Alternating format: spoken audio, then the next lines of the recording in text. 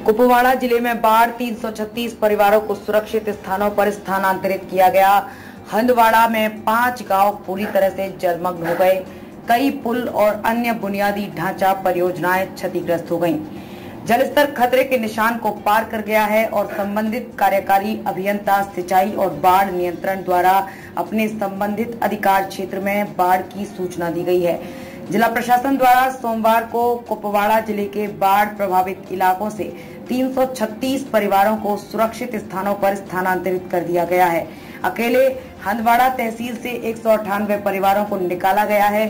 जिले के 51 गांव आंशिक रूप से और हंदवाड़ा के 5 गांव बाढ़ से पूरी तरह प्रभावित हुए हैं। अकेले हंदवाड़ा तहसील से 198 परिवारों को निकाला गया है। जिले के 51 गांव आंशिक रूप से और हंदवाड़ा के 5 गांव बाढ़ से पूरी तरह प्रभावित हुए हैं। बाढ़ ने कुछ प्रमुख बुनियादी ढांचा संपत्तियों को नुकसान पहुंचाया है, जिसमें शुमरियाल ब्रिज, खुरमियाल ब्रिज, साइड की दीवारें, शतमुकम ब्रिज, सोहीपोरा हैहामा ब्रिज, फारकियान ब्रिज, शुरमियाल गुंडा झाझर रोड। कुपवाड़ा में 2 आरडीडी भवन और ईडी हस्तशिल्प कार्यालय शामिल है।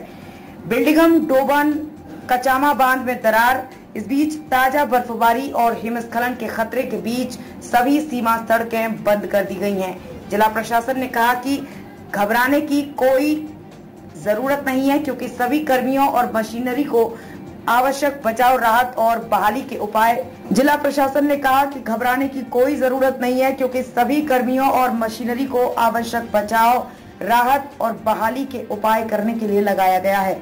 जलस्तर की लगातार निगरानी की जा रही है और बाढ़ संभावित क्षेत्रों में निकासी के उपाय जारी हैं। जिले भर में 21 शेल्टर होम स्थापित किए गए हैं। आम जनता को किसी भी सहायता के लिए अतिरिक्त उपायुक्त, सहायक आयुक्त राजस्व की अध्यक्षता वाले जिला नियंत्रण कक्ष और संबंधित तहसीलदारों की अध्यक्षता वाले तहसील स्तर के नियंत्रण कक्षों से संपर्क करने की सलाह दी गई है। इस बीच जिले के स्कूलों में आयुषी सूदन ने सुब्रियाल और गुंड जहांगर गांव को जोड़ने के लिए तत्काल बहाली के उपाय करने का निर्देश दिया है।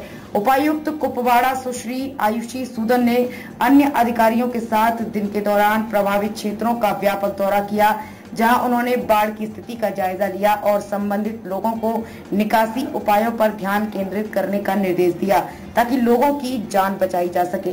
बाद में उन्होंने जिला आपदा प्रबंधन प्राधिकरण की बैठक में बाढ़ की स्थिति की समीक्षा की और बचाव, राहत और बहाली कार्यों में शामिल सभी संबंधितों को निर्देश दिए। डीसी ने निवासियों से आग्रह किया कि वे जल निकायों और नालों के करीब न जाएं और जिला प्रशासन के साथ सहयोग करें।